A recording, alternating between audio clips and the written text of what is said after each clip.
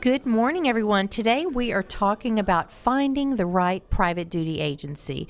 I know there are several hundred agencies in Dallas alone. Today we're talking about a company that we love to partner with at Acappella, and it's called Family Tree. Great guys that own Family Tree. They are a privately owned private duty agency in Houston, in the Houston area. Alex Bonetti and Daniel Gottschalk, welcome. So excited to talk to you today.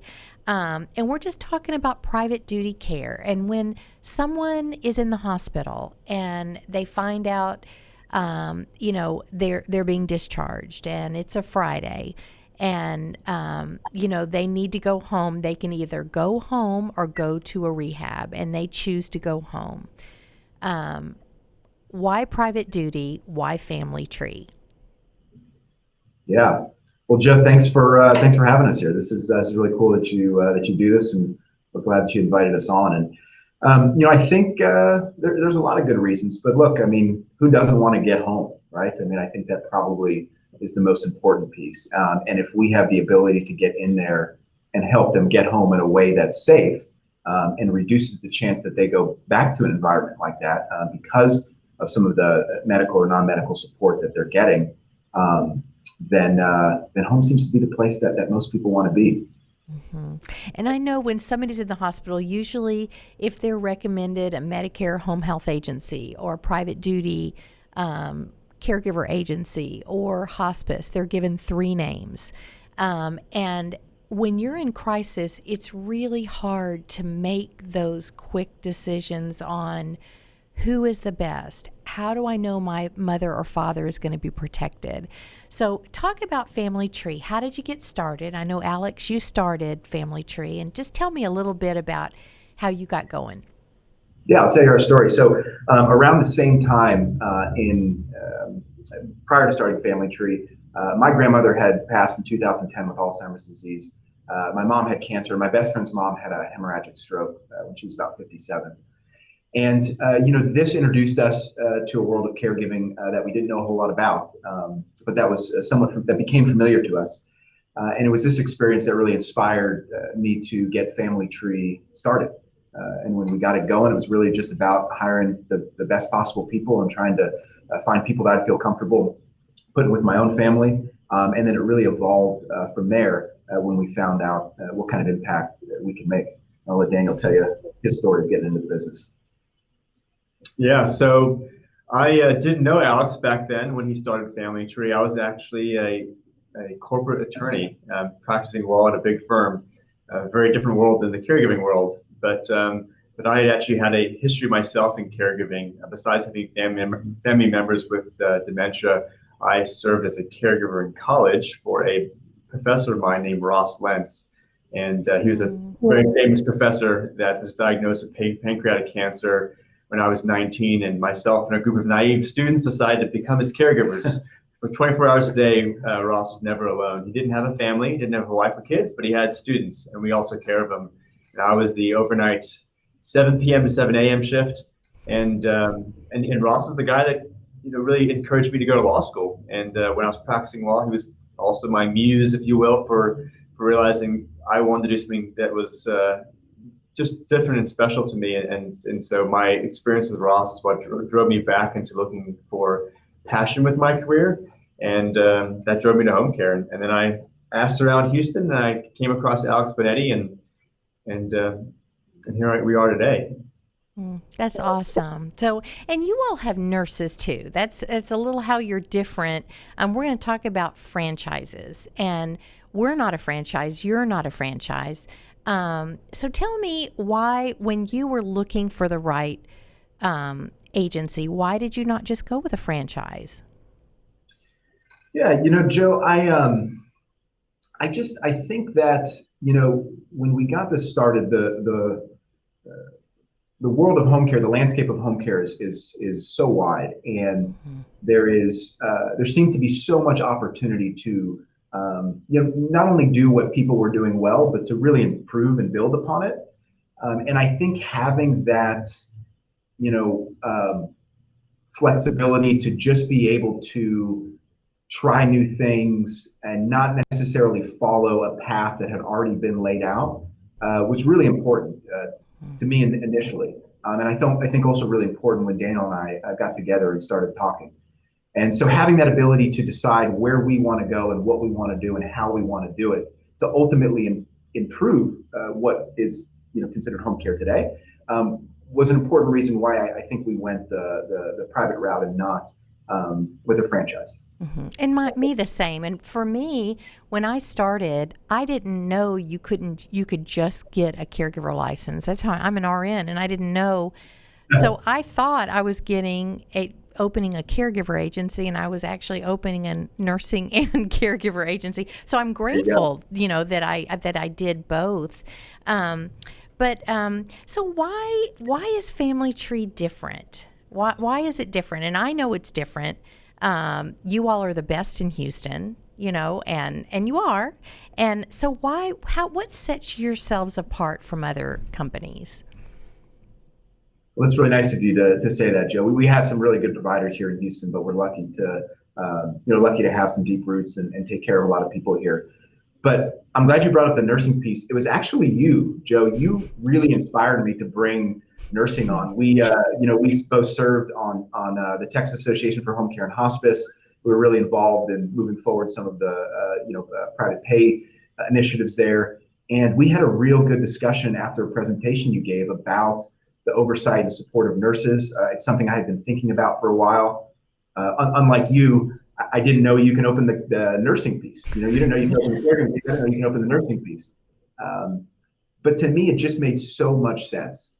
When I would see what was going on with the families that we were taking care of, it was so clear to me that as much as you want to call this non-medical care, the reality is more and more patients were coming home from the hospital earlier with what are ultimately medical needs. And to have that level of support and oversight, not just for the clients, but really to support the caregivers, just seemed like it had to be done. And it was a lot of your support and help that helped me figure out how to do that initially. Wow, that's awesome. Yeah, and we love having nurses. And what's great about, some people, of course, it's expensive to have a nurse, around the clock. It's a lot more expensive than going to an assisted living or going to a nursing home. But having that oversight with a nurse, usually we'll have a patient that's got a nurse for a week. Maybe they've got to have them, 5 days, 7 days, and then they can transition into a caregiver.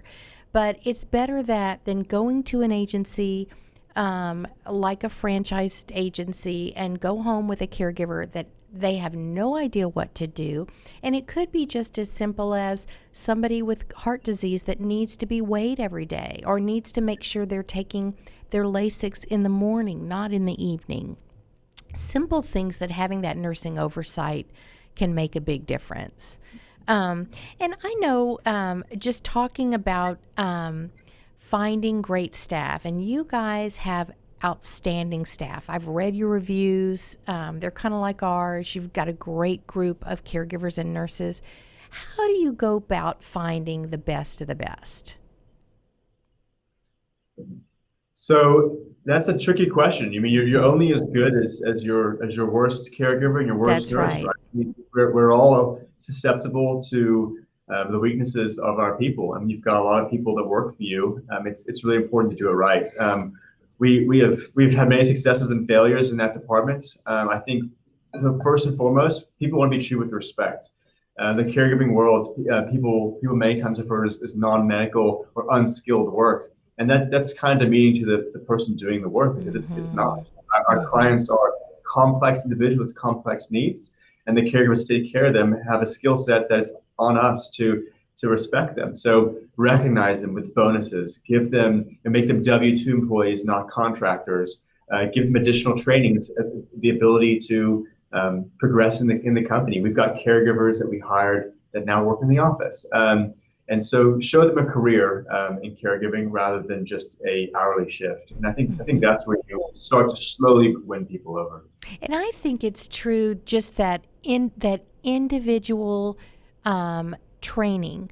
An example, some people think they get hospice care and automatically hospice is going to provide care around the clock, and they don't. That Medicare will not pay for someone around the clock. But if you have coordinate care with a private duty agency like Family Tree or Acappella, just working with that nurse, making sure your staff knows how to treat that hospice client and how to do a care plan. Perhaps it's repositioning every couple of hours or making sure they get their pain medicine on schedule or, just training in that particular field. For us, we do a lot of post-op care. You can't really send a caregiver that's really good on hospice to a post-op patient because it's two different areas of care. And so having that nurse involvement in Family Tree just makes such a difference. Now, do you guys do you do drug screening? Yeah, we have randomized drug screening. I think that's always been really important. And I wanted to just circle back real quick to your point there that you made about caregivers. I also think that, to understand those things, it takes training, it takes a lot of experience. And to put the burden on the caregiver to know how to handle each individual client, I think is not fair. I think they need It's not. the support of a nurse that's been through this again and again and again to give them that platform they need to go and provide the individualized care to each person that's going through something different. And, it sets them up for disaster. And that's where we are. When there's a new caregiver in a home, we always have a care manager, a geriatric care manager, a case manager, an RN, an LVN go and meet that staff so they know exactly what to do. And it could be just as simple as a patient wants to be shaved every other day with his electric razor. He doesn't like, it's just simple things that can have a wonderful experience or a poor experience, And I've had patients over the past just being a nurse. Nobody wants diapers sitting around for their friends to see, just being respectful to that person on where they are in their life. Sometimes we do have young patients with cancers, and they might have friends coming over or family, and just be respectful to them at where they are. And I know you all feel the same way too, because we are guests in their home. So let's talk about abuse and neglect, and that's a big topic. There's always stuff on the news about abuse and neglect, and there was something that happened in North Carolina. These caregivers in a memory unit started this fight club with dementia patients and actually had them fighting and laughed and just thought it was just hysterical. It was so shameful and so horrible, and it gives all of healthcare a bad name because most people are good and want to do the right thing for our seniors. So let's talk about abuse and neglect. What can a family, if you all suspect abuse, if you step in and you're starting your first shift and you see something that just does not seem right, how do you handle that? Yeah, what a horrifying story. I mean, this is just like awful. The idea that this goes on in our industry is horrifying. And on that same note, I think what you're doing in terms of just kind of bringing it to light is really important, because in reality it does happen. If we don't talk about it, we don't have the ability to stop it from happening. And look at that happened in an environment where there's supervising staff around all the time. So I actually really like how the state of Texas requires licensed agencies to deal with this, which is, I think, a big reason why when families choose to hire someone privately, they sometimes don't understand and know, and they wouldn't know because they haven't been around this for a long time, the risks that come as a result of that. But anytime there is even an allegation of abuse, neglect, or exploitation, it is immediately reported. immediately investigated. And then there's a thorough investigation process that goes on and ensures that the issue is looked at, that all witnesses are spoken to, that the appropriate authorities are notified as necessary, and that ultimately that investigation leads to a conclusion. And whether it's substantiated, unsubstantiated, conclusive or not, it gets its thorough investigation. And I like that we have the burden of having to do that because of our license, because of our regulations, which is why I think it's so important for families to choose companies that are operating within the regulations and licensing and laws of the state. Mm-hmm. And it is getting more tedious. It's a lot of time involved in doing these reports, but we have to do it, and we coordinate care and work with the facility. But as far as that particular story in North Carolina, what I just really encourage our families to do is have cameras if they have any doubt at all. And for Acappella, our caregivers and nurses are told they're on candid camera all the time. They're always on camera. So always make sure that they are alert and doing their best. And, just always staying ahead of being proactive and staying ahead of what's needed and just going above and beyond, at all times. So I know we're protecting our seniors that way, but can you give me any stories of particular situations at Family Tree where you were in a situation and had a great ending, possibly abuse or neglect? Maybe you took over a client that was in an abusive situation? Yeah, I mean, absolutely. Honestly, I could think of countless examples, and I'll give you one that highlights probably the most common individual that comes to us following an unfortunate incident like that.